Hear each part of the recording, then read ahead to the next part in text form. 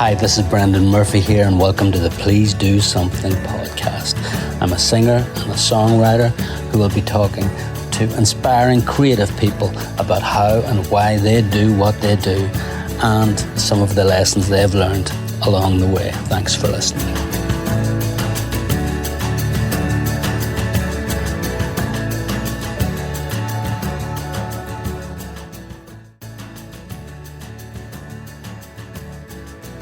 My guest today is Brian Kennedy, a fellow Northerner whose unmistakable voice and powerful songwriting has taken him from the Falls Road in Belfast during the height of the Troubles to the world stage. His wonderful recently released album, Folkie, sees him pay tribute to some of Ireland's greatest folk singers. Let's get into the conversation.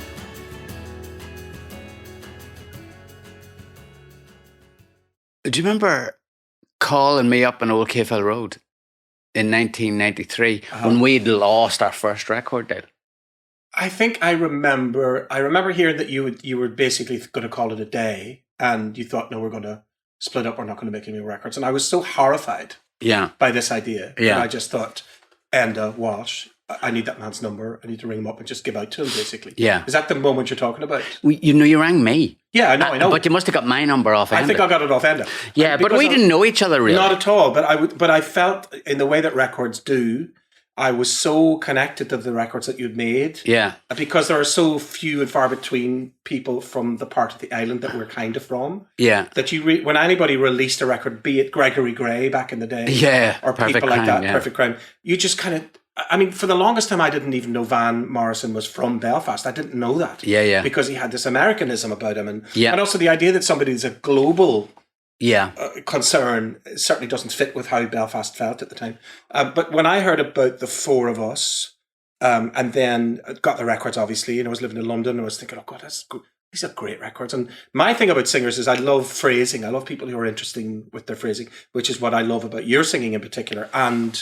And your accent comes through and all of that authenticity. So when I heard that somehow you'd hit a stumbling block and then you weren't going to do it again, I just got really upset. I was just like, no, this can't be the end of this band. Absolutely not. I knew it wasn't the end. That's the thing. I remember thinking to myself, what will it take for me to just at least ring up and go, look, would you just for me, and make one more record, even? Yeah, but it's funny, because I didn't get too many of those calls, but I remember yours. Right. I remember where I was when I got it. The audacity of it too. No, I just thought he had no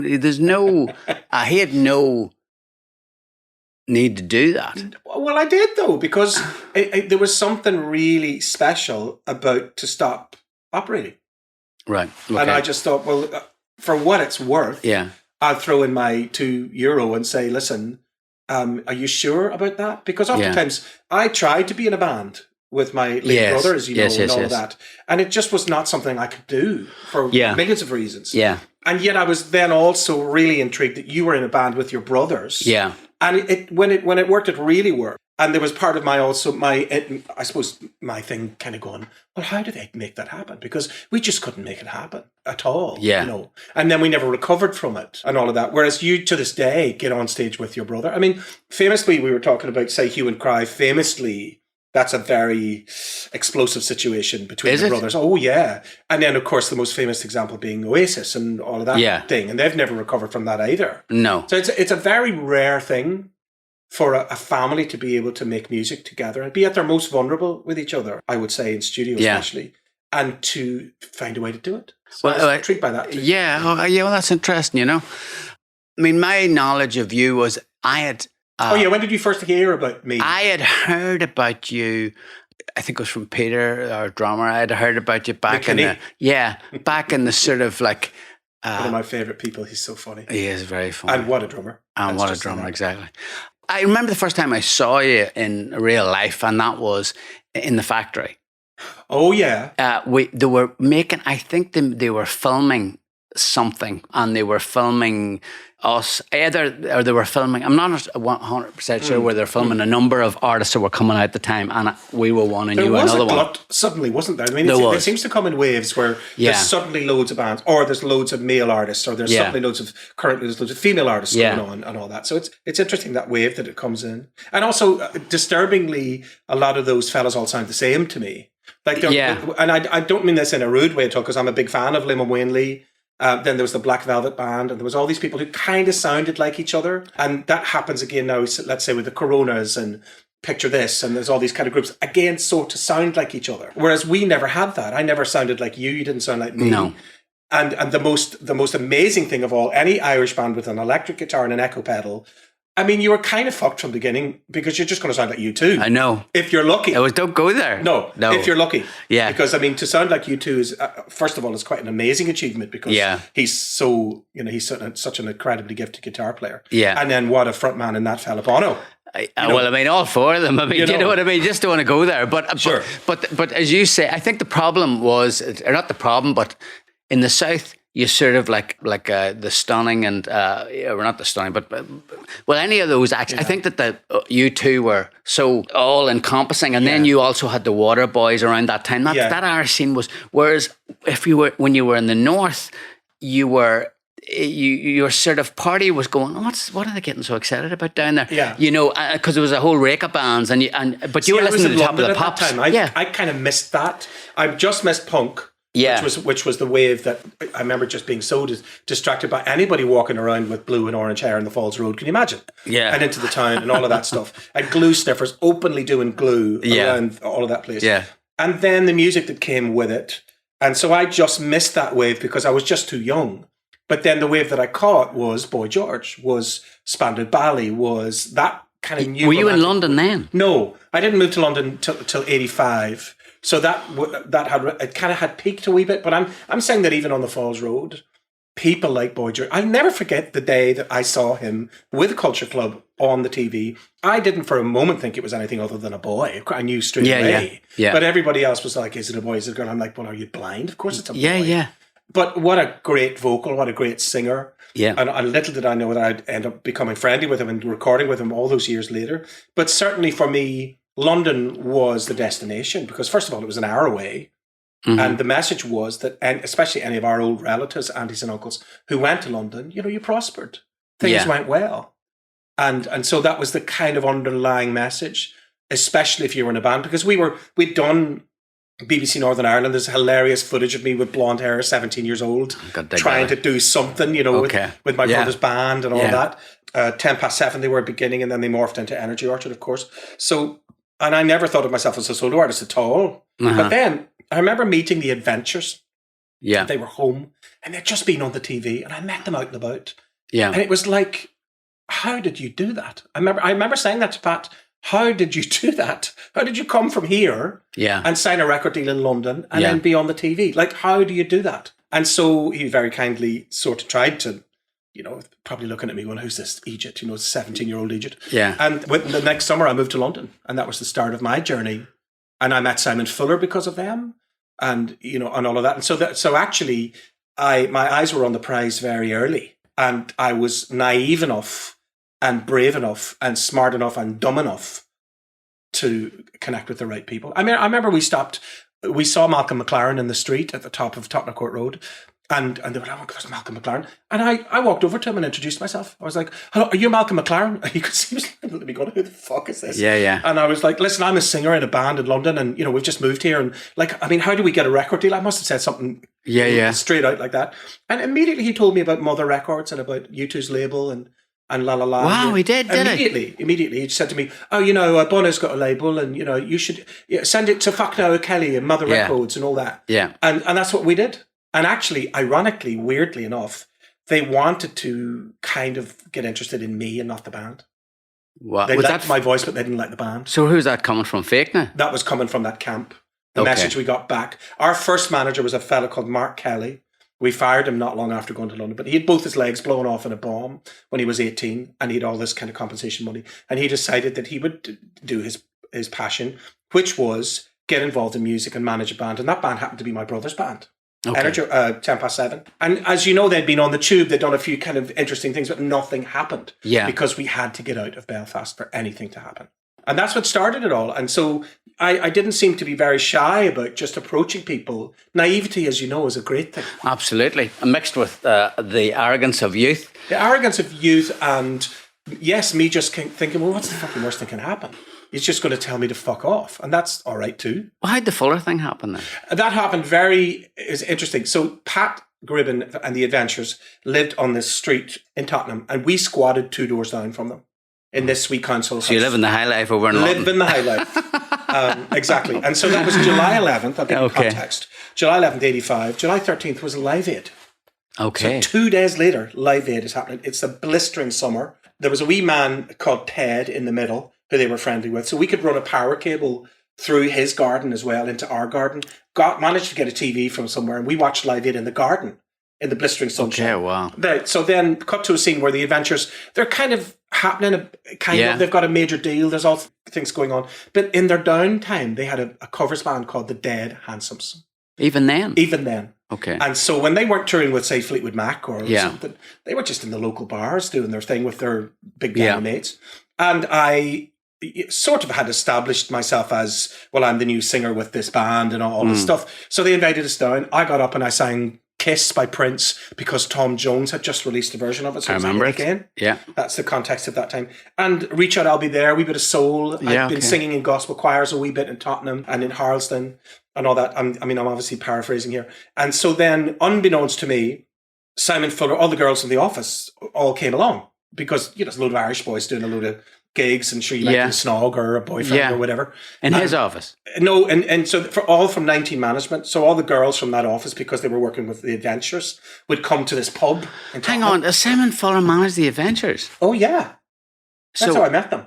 Okay. So Simon Fuller, let me just give you a quick plotted history. 19 Management came about because of 19. Yeah, huge hit. That's where that came from. He was managing 19. Okay. So they were called 19 Management. Gotcha. And then he spread his wings and he initially met Pat because Pat had been in the Starjets and then they'd gotten a publishing deal with Chrysalis. Simon came from that world. Okay. And then he signed this group called The Adventures with the very handsome Terry on the lead vocals, who was also dating Sarah from Bananarama and all of that.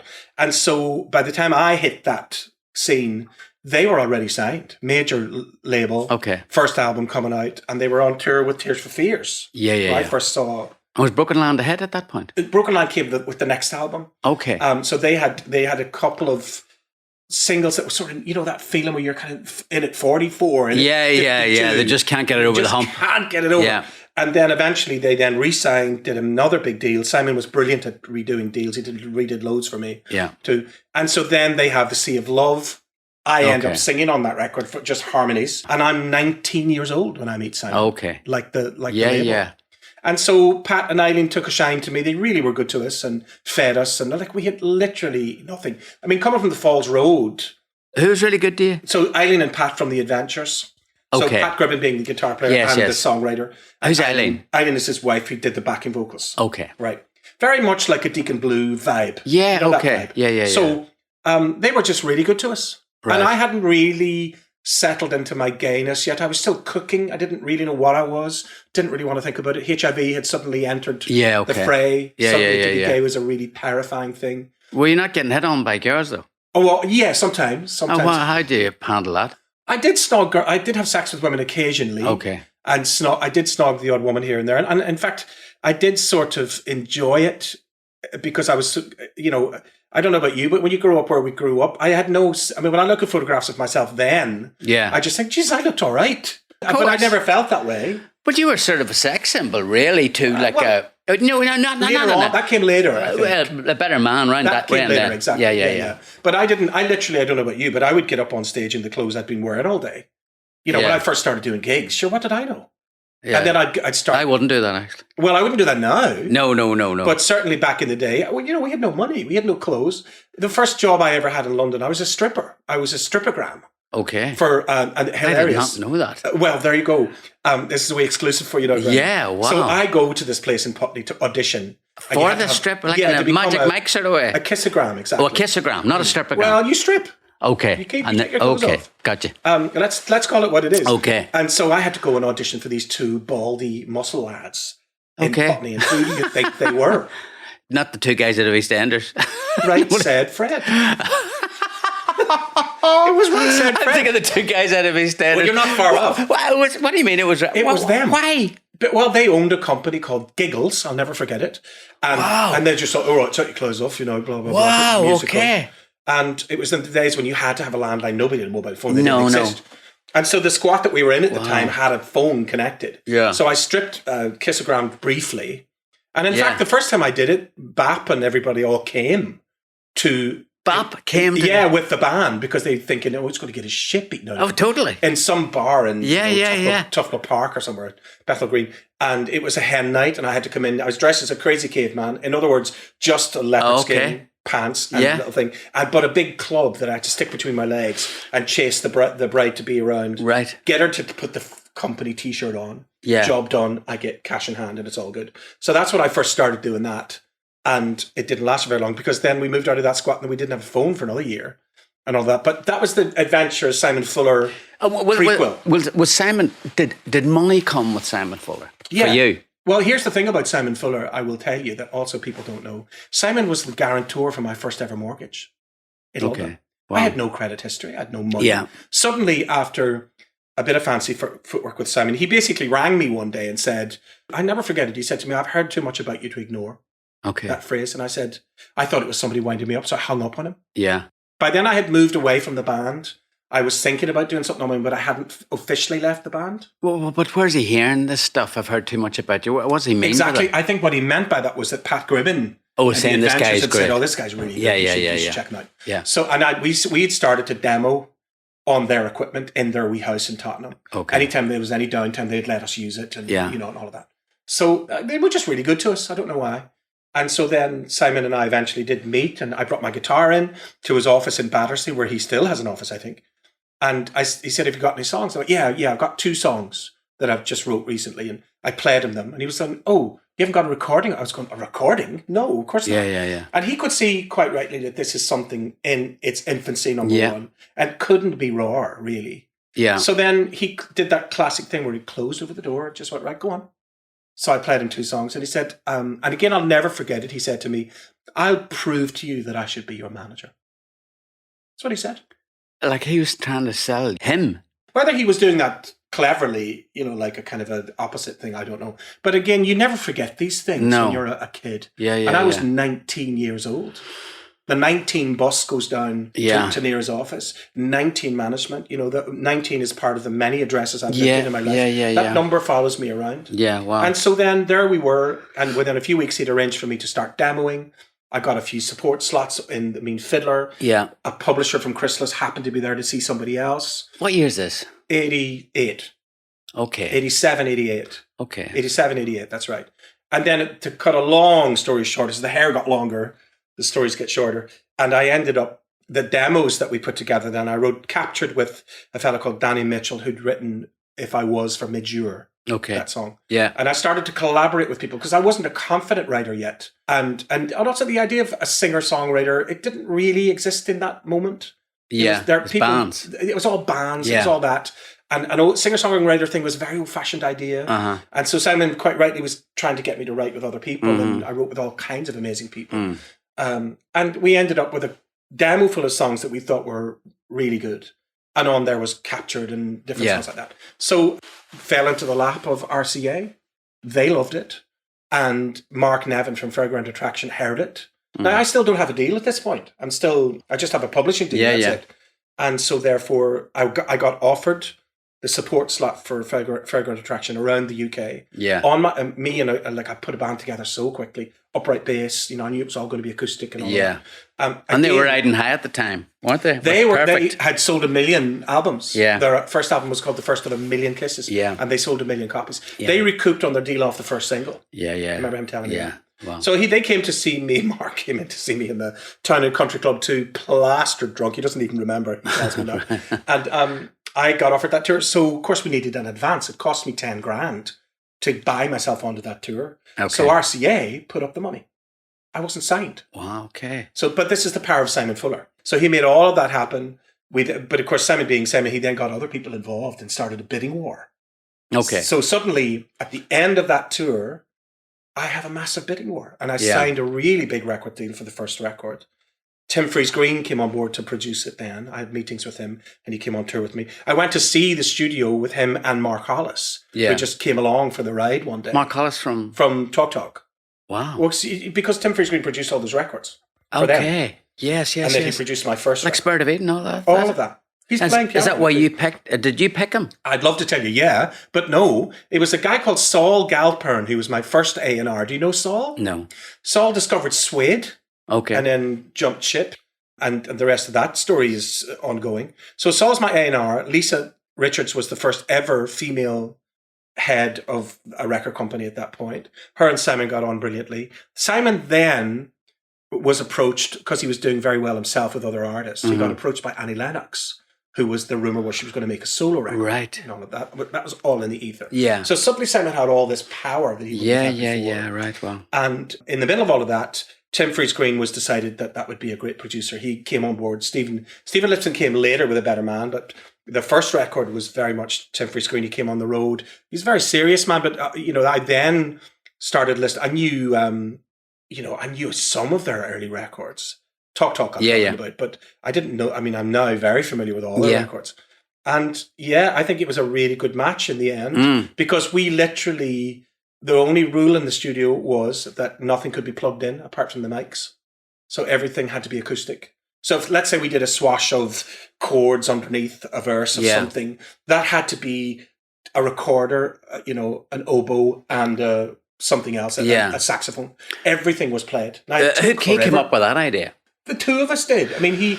Yeah, but that's a really interesting, because that record sort of sounds, and I don't mean this in a bad way, but underproduced, which makes it timeless now. Well, I think so. And I think that's what he was going for. I remember he brought in a copy of Astral Weeks. Okay. Sometime during just as like why can't we do this? Do another one of these. What was that recorded in less than a day? Yeah, exactly. By a couple of geniuses. Yeah, but we ended up, he spent many months making that record. Yeah. But we literally cut live performances. So captured as me singing and playing live. Okay. With Martin Ditcham in the corner with a little egg, keeping us all in time. Wow. Julia Doyle on the double bass. Yeah. Somebody else playing something. And then we started that process of overdubbing in it. And that took a long time. Over that skeleton. Oh my God. We had the skeleton of live performances. Yeah. And then the last thing, I bought a piano, and the last song was He Talks Like Traffic. And I had the piano delivered to the studio, and I said, I've got this funny notion of this song. And I played it a couple of times, and he goes, oh, great, we've got that. I didn't even know they were recording it. And they recorded it, and that was the last song we put on the record. That and Hollow, because I was really in a Joni Mitchell obsessive phase with that tune. Yeah. That's where all that stuff came from.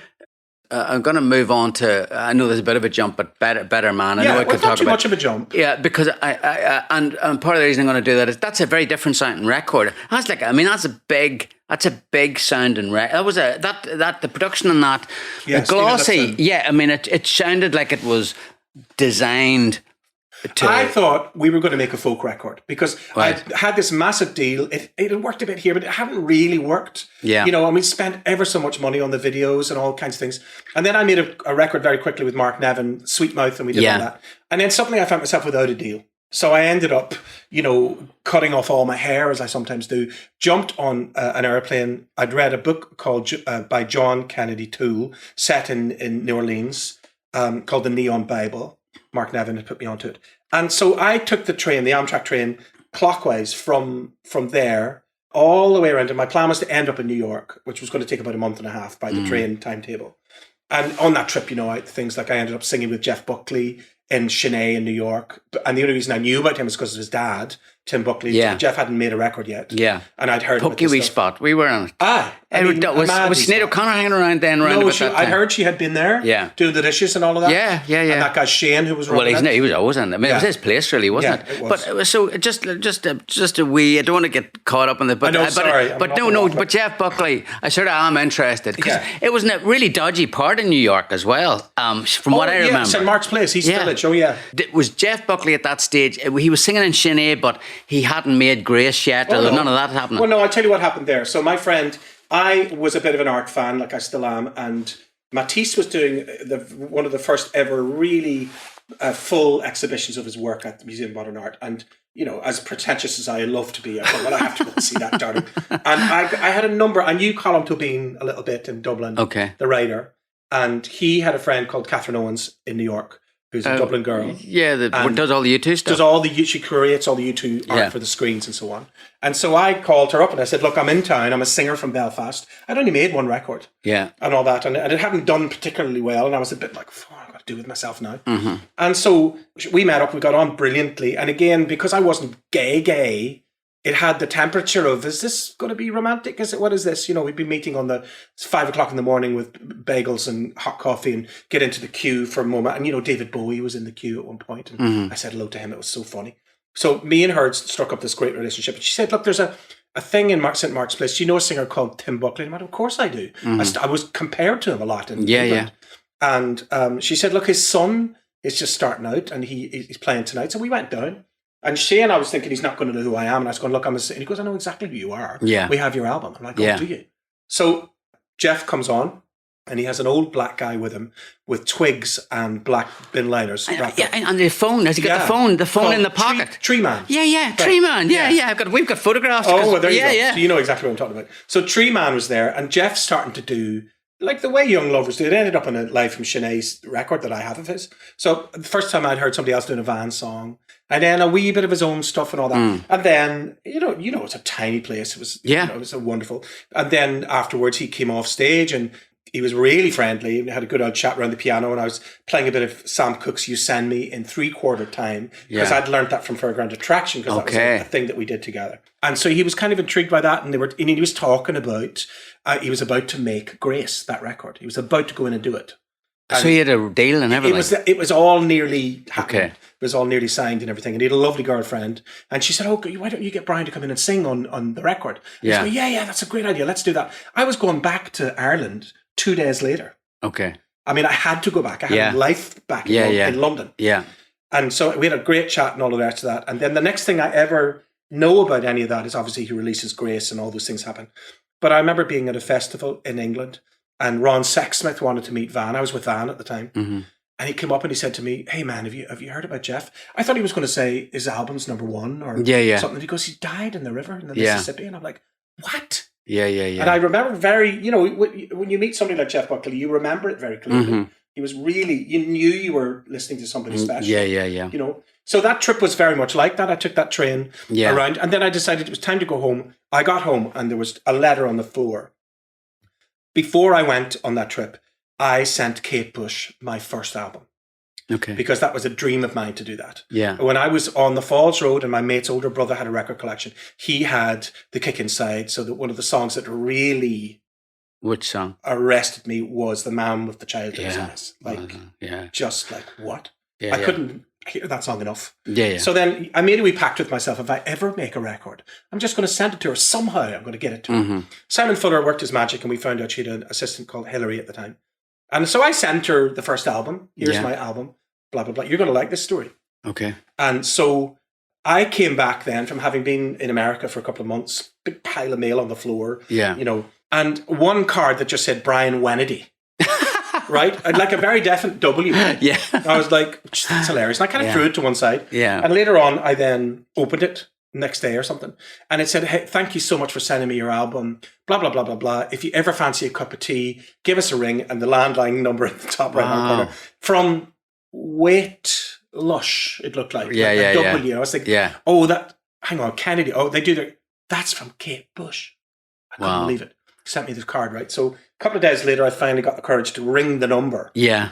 And it was a landline. And of course, went straight to her answer machine. Of course. Oh, hello, this is Kate. Sorry, I can't pick up the phone, but leave a message. I'm like, oh, hello. And suddenly I got all Belfast. Hello, Kate. Yeah. It's Brian Kennedy here. I'm just in the door from America. And anyway, to cut a long story short, she called me back and invited me round to her house. Uh-huh. And so I drew, and you know how big London is. So she was living in Eltham at the time. She doesn't live there anymore. And that's about an hour and a half's drive from where I was in Highgate. And I drove down there and she answered the door eventually, wearing this kind of beautiful damson silk kind of pajama set or something. Dams and purple hair down to her waist nearly, smoking a fag and on the phone to somebody. Right. I like, oh, come in. And we were quite late and everything. But then her fella Dale at that time Dale was there. And Stuart, the drummer, was just leaving. And her brother was kind of milling around. I mean, anyway, we got talking for a while. And she just said, look, it's so funny that you sent me the record because I'd heard about you. I'd heard a lot about you in Ireland. And she goes, and there's another band as well, isn't there, that people are excited about called The Four of Us. Kate Bush said to me. Wow. Correct. Yeah. And I thought to myself, I must remember to tell Brendan that story. Yeah. And so we talked about all of that, and she was going, look, I really love what you're doing. So again, there's a lot more to that story. She came to see me in the Bloomsbury Theatre and all of that stuff, and I had dinner with her a few more times. And she was going to remix something. She was going to remix a song of mine but then my record deal fell apart.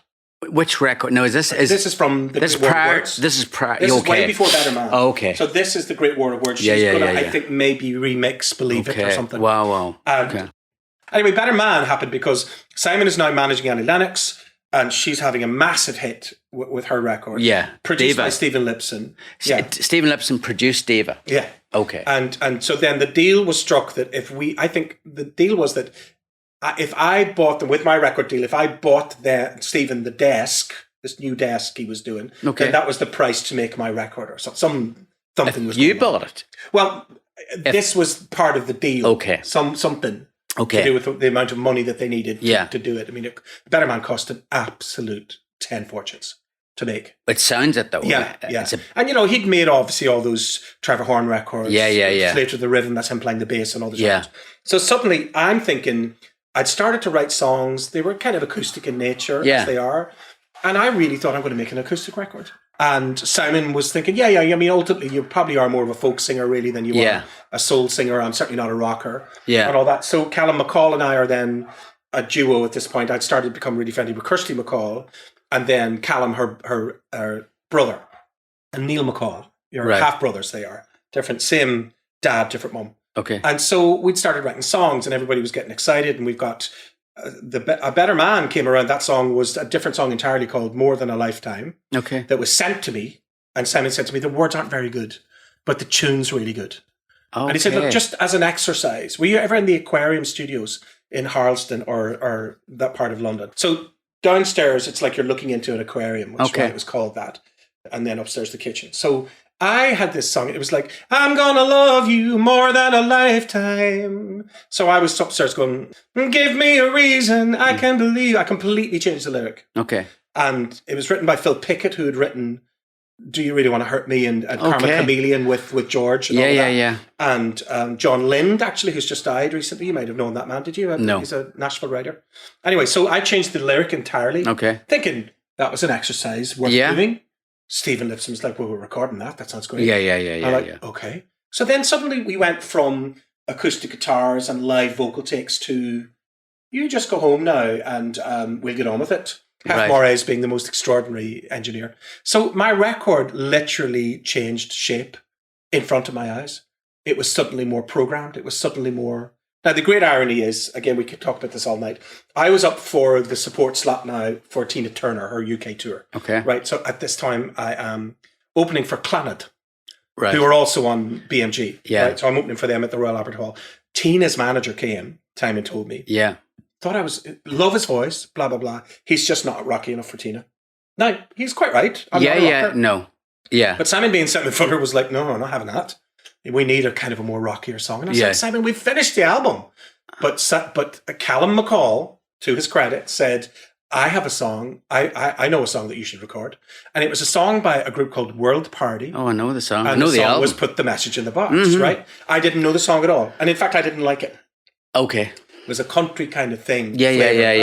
What are we going to do with this? Yeah. And also, you know that thing where you think you've finished your record? You're like, I've worked my butt off to make this record. And you want us to do one more song? Yeah. Anyway, ironically, things have started to move and take off. A Better Man starts to kick in. Yeah. And then we had one afternoon to Put the Message in the Box. Okay. In the afternoon. I mean, I'd say Stephen Lipson spent a year making that record. Okay. Suddenly we had one afternoon to cut it live twice. And that was one of the biggest hits off the record. Wow, I know. Wow. But you know what the biggest hit was off that record? Life, Love and Happiness. In terms of chart position, yeah. Okay. But Message in the Box stayed around probably longer in terms of the radio and all that. And did that, I mean, that was, I don't know how well it did in the UK, but in Ireland it was humongous. It was really big here. Yeah, we did well. It was a top 20 record. Suddenly, I was, top the pops and things like that. So that was all very gratifying, but not for very long. As you say, it really took off here. Yeah. But not so much in other territories. And I remember going to America and again them just saying, "Oh, look, we'll get behind the next record." I'm like, well, no, what about this one? Yeah. Nobody's heard this one over here. Yeah, yeah, So there's that thing. And then in the middle of all that, I meet Van Morrison. Yes, that's what I was sort of thinking. And that happened. Everything. Yeah, so that did that happen when you were promoting A Better Man? The two things started to really collide. So I met him 91, 92. John Kelly introduced me to him, from right, yeah. And then 92, 93, I came back from America and there was a Piece Together. Remember that Piece Together project from the Fat Lady Sings? Do you remember that? Where Robert was kind of like a Geldof character from that band. And they put together a song essentially about the North, trying to get Protestant and Catholic, the usual thing. Okay. And it started off all very well, meaning and we were from the North. By then, my relationship with Bap and that band had completely disintegrated. Mm-hmm. But it was like the universe was standing around saying, would you two hurry up and split up so we can get on with your careers? Yeah. So they signed to MCA, I signed to RCA. Yeah. Like it was all a good idea, ultimately. But I hadn't seen them for years. Yeah. Again, I'm trying to paraphrase. We were asked to record a song of Van's called Celtic Ray for this charity record called Piece Together. Yeah. And between the jigs and the reels, the whole thing sort of changed direction. And then it was all just about how many really famous people they could get on. Okay. And so, ironically, us from the Falls Road were kind of sidelined out of it. Yeah. But Van heard... I went into the studio and cut Celtic Ray with them, with Energy Orchard. Imagine the tension. But it was fine in the end, really. And then, so I did my vocal and left. And then Van heard that. And he got in touch about... few weeks later and really liked my voice in the context, I suppose, of one of his songs, maybe. And he asked to meet, and eventually we met in Belfast, and they closed down the bar, and we sat up all night talking, 6:00 in the morning, about everything. And again, he was really grilling me about, how well did I know his music? And I was like, I'm going to be absolutely honest with you. I know a bit of Moondance. I mean, who doesn't? Yeah. And I know a bit of Crazy Love and stuff. But I said, honestly, my thing is Joni Mitchell. He was kind of horrified. Yeah. Because Bap's thing was Van Morrison. Yeah. And that just wasn't my thing then. And again, I just wasn't educated enough about Van to know much about him other than, obviously, he was this global phenomenon. Yeah. But I didn't realise he was from East Belfast. Was he horrified, or maybe was he a bit like sort of, oh, well, this is sort of... I think he thought it was funny. Yeah, because I said to him, look, I could pretend I do, but I really don't. You're going to catch me out. Yeah. And I think he maybe, in retrospect, that was probably refreshing. Yeah. Maybe. Yeah. So then I got invited to a rehearsal he was doing about a week later with Nicky Scott and Liam Bradley and all the boys in a shutdown disco. And he was saying, oh, do you know a bit of Sam Cooke? Yeah, we did a bit of that. And so when I told him I loved people like Sam Cooke and that kind of thing, he really lit up with that. And we did a few tunes together. And then he just, as he does, he just left. Yeah. And I thought, well, okay, so that's the end of that. And on the way back, I had just had a sort of a new mobile phone. And it was the office, for his office, saying, are you free to do a gig with him next week in Wiltshire in England at the WOMAD Festival? And I was like, yeah, because I lived in London. Yeah. I absolutely thinking, well, what am I going to do? And so then I met the boys at Hammersmith Odeon, the bus, as you did. And I drove all the way down to Wiltshire and no sign of him. And I'm standing at the side of the stage and the tour manager's like, and I said, do you have any idea what I'm about? And he goes, no. So and then seconds before he was due on, he appeared, as he does. And he goes, oh, I'll call you on in the middle. And off he went to do the thing. Like in front of, I'd say, 60,000 people. It's a lot of people. Yeah. And sure enough, he said, I want to introduce a young friend from Belfast. Brought me on. And I knew a bit of Crazy Love, so we did a bit of that. Knew a bit of Moondance, did that. And then he said to me, do you know Gloria? And I'll never forget it. I said to him, tell me what the words are and I'll do it. So he was doing this call and answer thing with John Lee Hooker. Yeah. The recording of it. So again, he was like, want to tell you about my baby? And So I started making this stuff, call and answer stuff up. And that's how that happened. And then suddenly I was off stage. And I was thinking, oh, well, that's the end of that. It was amazing. How amazing. And it wasn't lost on me, that obviously my estranged brother Bap, that was his thing and not my thing. Yeah. And all of that. And little did I know, I then understood I then heard that Bap had gotten up with him at Hammersmith Odeon. Right. And I was thinking, well, that's amazing. Because like me getting that's his hero. Mitchell, this absolute hero. And then that word came down the line that they were going to do an American tour. And was I interested? Now, I had started. Simon Fuller, of course, was delighted by all this. Van's manager, Chris, was in the same building as Simon. Okay. So they were out chatting to each other. And the word was Van really wanted to help me. Okay. Which was really incredible and very flattering and all that. And so I ended up at an American tour with the most ridiculous band. And that became A Night in San Francisco, the double album. That tour. And that's an amazing album, that. But tell me, when you're like say like at that point it had got to the stage where Van was literally getting you to sing whole songs. Yes, that's true, because that's why I would often correct people and say, because sometimes people would say to me, so were you as backing singer for a while? I was like, there's nothing wrong with being somebody's backing singer. It just wasn't true. No, I was up the front, giving it loads, Yeah, I mean, I think isn't crazy. The version of Crazy Love on that album, is that you singing? Yeah. I mean, the whole song. People Honey, Me and Shanna. Yeah. So, I mean, I can't quite remember because that show morphed into so many different versions. Yeah, all right, okay, and also on the Healing Game reissue recently, they put out us at the Montreux Jazz Festival. That set. It was just a gig and somebody recorded it. Now that's on a CD. Yeah. And I'm singing on every single song on that. Yeah. It morphed into that.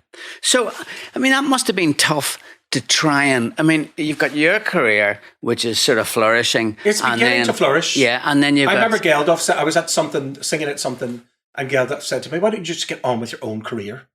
He said that? He said that to me, and first time I ever met him, he kicked me up the arse at the airport, and he's got big feet. Yeah. And I said, well, look, what do you mean by that? What do you mean by that? What he meant was, why are you still singing with Van? Okay. Step out of that and get on with your own career. Okay. Now, of course, he had a point, but what are you going to do when then every time I think about leaving, suddenly his office call up and say, do you want to do a tour with Bob Dylan? Do you want to do a tour with Bob Dylan and Joni Mitchell? Yeah. Do you want to do a tour with Paul Simon? Did you do a tour with Bob? But you didn't do Twice. With Bob Dylan. And Joni Mitchell. Yes, 1998. So you met Joni Mitchell? Many times. And I ended up singing with her at soundcheck. And, should I tell you that story? Yeah. Well, I'll tell you, I know I have to stop soon, but I'd heard that this tour was maybe coming. Okay. And we did a tour with Dylan before, and that was cool. And first time I ever met Bob Dylan was backstage, Madison Square Garden. And as I'm approaching, my job is now, I have to sing a song at the start, get everybody up and running. Okay. I would make sure his monitor was good. Yeah. And all that. And then with the appointed moment, I'd look over and I'd see the tour manager going, here he is. And I would say, ladies and gentlemen. So I'd be singing a bit of Sweet Thing or something. Oh, yes. And you could see the audience, you're like, yeah, this guy's good. But you're heading to see fucking Van. Where is he? Yeah. And so when I would bring Van on, of course, they'd lose their shit. Yeah. Imagine. And so I started to, but my job was to find out what song he wanted to start with, which wasn't as easy as it sounds. No, I don't think that's easy with him. No. So at this point, I'm thinking, okay, so there he is with Bob Dylan.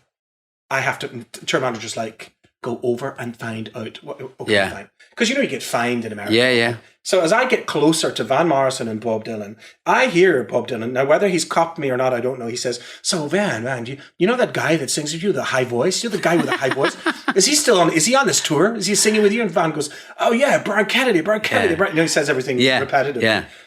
And then I find myself right beside them. Wow. Right? Yeah. And I just went, oh, sorry, gentlemen, I'm sorry to interrupt. Yeah. I went, hello, Bob. I'm Brian Kennedy. I'm singing with Van. And in fact, Van, I have to find out what it is you want to start the set with. I just went for it. Yeah. And he was like, yeah, well, what do you want to do? Yeah. That's not the answer I need. All of that. Yeah. Anyway, so that was the first time I ever met Bob Dylan. He was asking Van about me. How bizarre. Was there any point when Joni, Bob, and Van are See, this is what the whole press were talking about for that whole tour. 1998. Yeah. She hasn't toured for 25 years.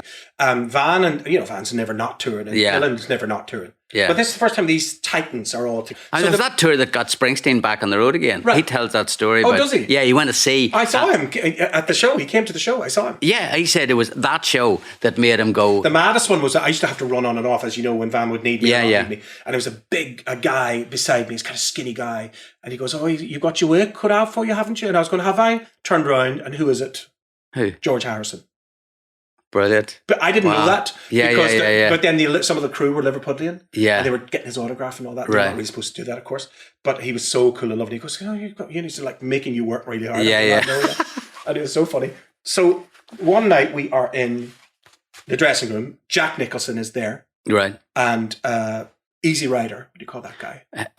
Peter Fonda? No, the other guy. Oh, I know the mad guy. The very one. He's there anyway. Yeah. And they're all saying to Van, have you seen Bob? Because Bob... Dennis Hopper. So Bob Dylan thing was he'd come in, the shows were so big that he would drive in backstage in that big silver bus. Okay. Park it as close to the stage as he could get it. Yeah. And at the appointed moment, he'd come out, go on stage, do the show, go back in, and the bus would drive off. Yeah. That was normal behavior. Yeah. So they were like, have you seen Bob? And he's going, no. Because there'd been no hanging out. Yeah. Yet. They were like, well, will we go and see him? And he's like, yeah, bus is just there. There's security everywhere and all that. Yeah. And so Van is like, to me, like, come on. Yeah. So me, Jack Nicholson, and your man, and Van approach the bus. And so then the maddest thing ever happens, which is then they go, wrap the door. Because they'd heard he wasn't well, he had a cold, right? Okay. Staying away from him. And Jack Nicholson goes, well, I'm not knocking the door. Right? It was this whole discussion about who's going to knock. Between him Dennis and Van. Hopper and Van. Yeah. And nobody decided they wanted to knock the door. And then they walked away again. Wow. Nobody would wrap the door. The power of Bob Dylan. You can't believe it unless you see it happen. Yeah. It's hilarious. But that's the thing about Van. Wherever we went in the world, those kind of people came. Yeah. Because you have to remember that man's reach. So when the Joni tour happened, I didn't, right up until the flight over to America, I thought, I'm not going to get, this is the one tour I won't get. The one that I really want to do. Yeah. So we again hear word that Joni has a cold. She hasn't toured for ages, to leave her alone. Fine, totally fine. So I'm in Van's dressing room one day, whatever I'm talking about, and I'm busting to go to the loo. Like, can I use your loo? Yes. Yeah. So I go into his loo. And then while I'm in the loo, I hear this, and the door opening in the main dressing room door, and it's Joni Mitchell. Right, okay. Coming to say hi to Van. Yeah. Oh, God, how are you? You know, she's so polite and lovely. And he was, oh, yeah, and all that. You think, imagine the years they've spent together over the years, all the things that have happened. So I'm now in the loo thinking, what do I do? Do I just go, ta-da? Or do I just go, no, don't fucking move. Don't move, don't move. I didn't move. And it was over quick enough, the exchange, and she'd left. And I came out, I was like, Van, was that Joni? Wow, how is she? And he was like, oh, yeah, she's fine. And she'd given him a piece of art and all this stuff. Yeah. It was amazing. And so I leave then 5 minutes later. I'm walking down the corridor, and who's coming the other way? Joni Mitchell. And I'm thinking, okay, there she is. All right. Keep it together, you know, blah, blah, blah. And as I got closer to her, before I had a chance to say anything, she goes, are you Brian? I said, yes, Joni, I am. Brian Kennedy. She goes, you know what I'll never forget? She goes, a girlfriend of mine from Ireland sent me your first album. Because she reckoned it had lots of influence of me. And I went, well, of course it did. Who couldn't be? So we got off on a really good foot. Wow, yeah. Had chats together. And then unfortunately, the maddest, maybe we should stop after this story, which is, I don't know how we are for time. But so the rumor is we're all going to do a song together. So Van says to me, you sing with her. Okay. I'm fucking delighted. I'm thinking, yeah. Please. So we're going to do I Shall Be Released. Joni's filming it for her documentary. And Bob Dylan, although Dylan has a cold for many nights in a row, now you can't really tell. It's not like he's a big singer. No, I know. But he always sounds like he's got a cold. It sounds like he's got a cold, exactly. And all that. So it was a great privilege to be around it. So my job became side of stage. Joni's going to look at me and I'm going to go, we're ready. And she's then teasing the audience. And the big thing in the press is, are they ever going to do a song together? Because we hadn't until that point. Yeah. And so then eventually, I'm standing there with Van. We're waiting on Dylan from the other side. And his tour manager comes over and goes like this. It's not happening. Right. Now, Joni, I'm trying to get Joni Mitchell's, trying to get her attention. Yeah. She misunderstood what I did and announced them. Oh, duh. Right. Okay. Ladies and gentlemen, now fair play to her. Then Van just turned around and left. He wasn't going to do it. Right? Okay. And I'm thinking, oh, fuck, that was my opportunity to sing on stage with these people. Yeah. And it's being filmed. Yeah. And eventually, I just said to her tour manager, listen, I'm so sorry. They're not coming out now. Bob's not well enough, apparently. And Van, he's just left, whatever. I think he had a bit of a cold as well and all that. So anyway, fair play. She goes, I'm only joking. They're not coming out. Like she turned it around. Oh, very, very, because very, she's very clever. Yeah. And so it never happened. But in the sound check, she, the record was called Taming the Tiger. I never forget it. She, at the end of the tour, she gave me a signed lithograph of the album cover that you've probably seen in my house. Yeah. And then also the signed tour poster. And she'd all kind of gold marker on her finger. So her fingerprints are on the poster that I have in the house. Wow. And all that. And she just couldn't have been nicer. I listened to her stories every day in catering. She was really funny and friendly and all that. And Dylan really wouldn't understandably talk to anybody really. Yeah. And then Van is Van. Sometimes he's mad for company and sometimes he's not at all, Then you did the album, Love Letter to Joni. Well, I did. That came much later because I'd been doing A Case of You in my set, sometimes on and off. Yes. And then I had, I just heard that her health was really beginning to dip. And I thought, look, I just really want to put together, I've got this wonderful producer, Billy Farrell, who's always up for ideas. And so we set about starting, you think you know Joni Mitchell songs until you start to record them.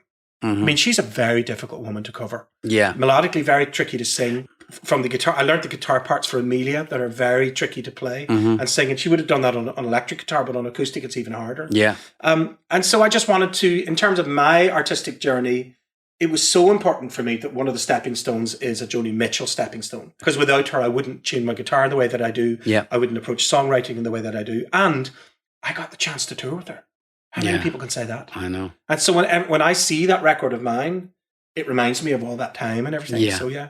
I could spend another hour talking to you about. But before I go, I mean, if I love the new album, Folkie. Folkie, yes. You know, my 17th album. It's 17th. I know, it's not mad. It is. I hadn't realised it was that many, but but I think you are a folkie.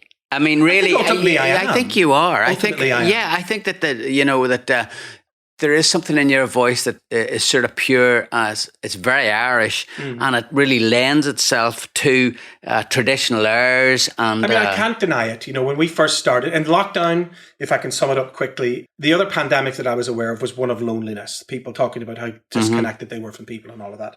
And then it's so rare that you hear a man emote that honestly. So I remember hearing Barney McKenna from the Dubliners singing I Wish I Had Someone to Love Me in Vicar Street. And then I heard the Dubliners in Imelda May version. So on Folkie, I dedicate the songs to the person I learned them from. And that kick-started Folkie, because I said to Billy, do you know this song, I Wish I Had Someone to Love Me? It's absolutely unbelievable. Yeah. And it's a 1920s country song, but here at that point, it was 2020s. And it was 100 years old. And like architecture, when you see an old house like this one with a beautiful new extension, you see how modernity and things are married sometimes, and it makes for a beautiful thing. Yes. And you can see where the progress is. And the same with music. Yeah. So I thought, well, how can I bring my take to a song called I Wish I Had Someone to Love Me? And again, you rarely hear men honestly saying, I feel a bit lonely today. Or, I mean, one of the most amazing recordings of Van Morrison, I think, is Crazy Love from Moondance, when he's singing in falsetto. Yeah. And you so rarely hear him singing falsetto. And what a tone. And it's so moving. Yeah. You know? And so I wanted to try and do this. And that kick-started it off. And then Neil Martin sent me tracks that we'd done together, which I'd forgotten about, like Come All Ye Fair and Tender Ladies and all that. And I just thought, right, this is the time to make this record called Folkie. And then I wanted to put the instrumentals on, because that's what used to happen years ago. And so that's how we ended up with Folkie. And I can't believe it's my 17th record. Yeah, well, it's a beautiful album. And Paul Brady, of course, you know. Yeah, Lakes and Punch Train. What a song. I sang it the other night. And dedicated it to him, and it's like 300 verses. But it's important to sometimes, in order to move forward, you have to go backwards, I think. Yeah, no, absolutely. And have you ever been tempted to record? I know you've done Carrickfergus, but have you ever done anything like that, or you're just too intent on writing your own music all the time? I would be sort of interested in it. I remember, I think Jerry Anderson saying that he loved playing our version of Carrickfergus, because he said half the people would get in touch saying, "Oh, what's that new version of Carrickfergus? It's fantastic," and other people would get in touch going, "Who the hell was on that? Do they think ruining that song?" I got that with Brown Eyed Girl. Remember, I did a slow. Right, orchestral version. That Some people loved it. Some people, most importantly, Van loved it. Well, that is the main thing.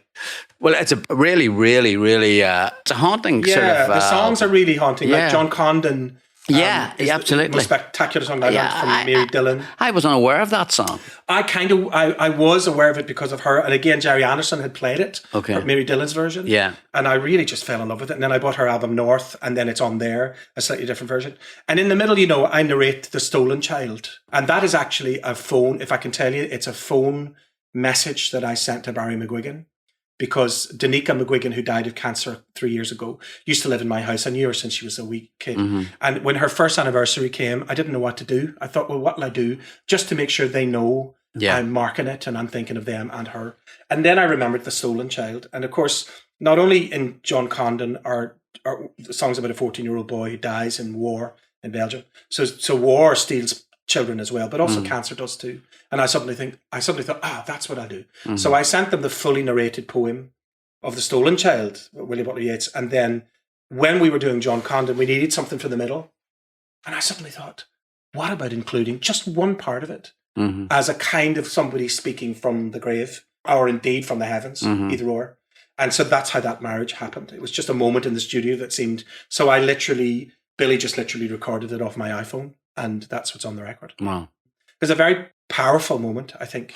Yeah, well, I think it's a powerful album, you know, I do. And the songwriting on it, when you sing it, it just shows you how it doesn't really date when you think of those songs. Well, the other night I did a gig, and I sing A Better Man, I sing Life, Love and Happiness, I sing You Raise Me Up, and I sing John Condon, I sing Lakes of Pontchartrain, I sing Carrickfergus, and they all work together. Yeah. There's nobody kind of clearly out of their depth in that. They all seem to get along together. Yeah. Well, Brian, like I said, I could talk to you all evening, but... I'm delighted that you asked me, Brendan Murphy, because you know I'm such a fan anyway. I can't wait to hear you new record. Oh, well, thanks a million. Yeah. But before I let you go, can I get you to pick one of your songs? I normally end the podcast when I have a guest on with just a song of yours performed by you that you feel represents you, or you just... I mean, I'm immediately going to say Christopher Street. And if we can we have the Christopher Street version with me and Boy George? Just because it's so connected to my early 80s in Belfast, and then I grew up and recorded it as a duet with him. I will try and make that happen. Great. Thanks for coming on. My pleasure. Thanks for having me. And goodbye to all the listeners, whoever you are and wherever you are. This is so perfect. It's how it's meant to be. Walking down Christopher Street. Christopher Street was busy tonight as I made my way back home. New York, yeah. One of these nights I'll turn on the light, like that taxi by the payphone.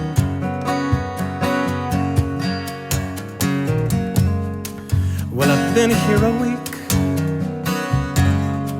but it feels like more. And God knows how long out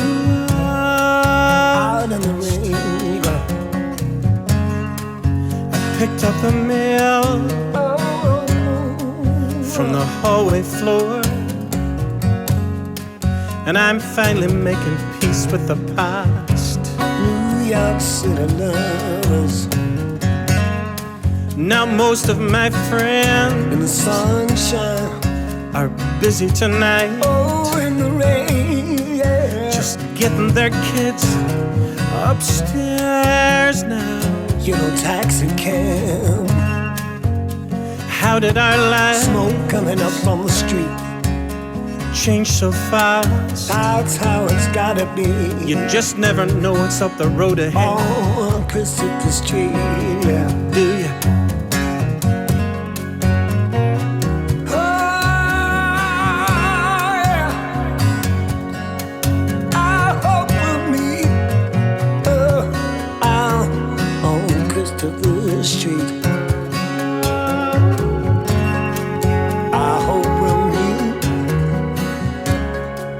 On Christopher Street, yeah, New York, in the rain.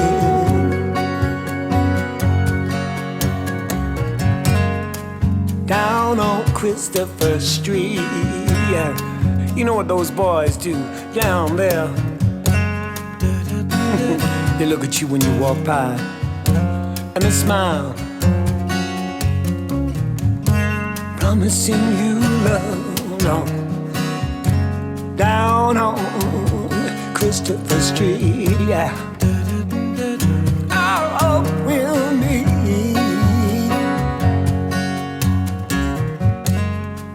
Now Christopher Street, and the rain feels like tears on my skin. Quieting down, down on Christopher Street. Seems even New York needs to sleep sometime.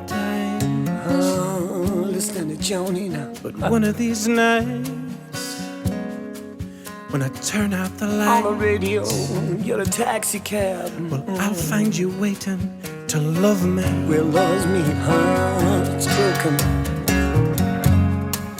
On Christopher Street, can we do this again? And can we love? Judas and blue jeans down on Christopher Street, New York, in the rain. One of these nights, when I put out the lights, well, I'll thank the stars up above me. Down on Christopher Street, yeah. On Christopher Street, that's where I wanna be. Da-da-da-da. Oh,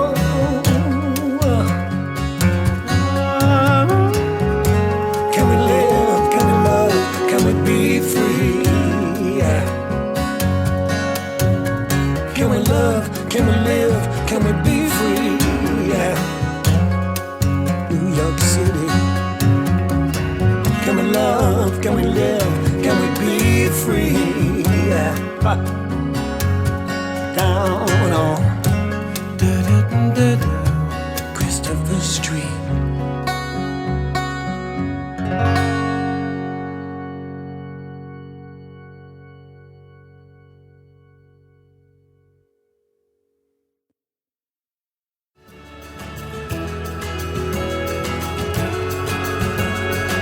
Thank you for listening to the Please Do Something podcast. If you'd like to get in touch, just send an email to brianmurphy@me.com. Bye for now.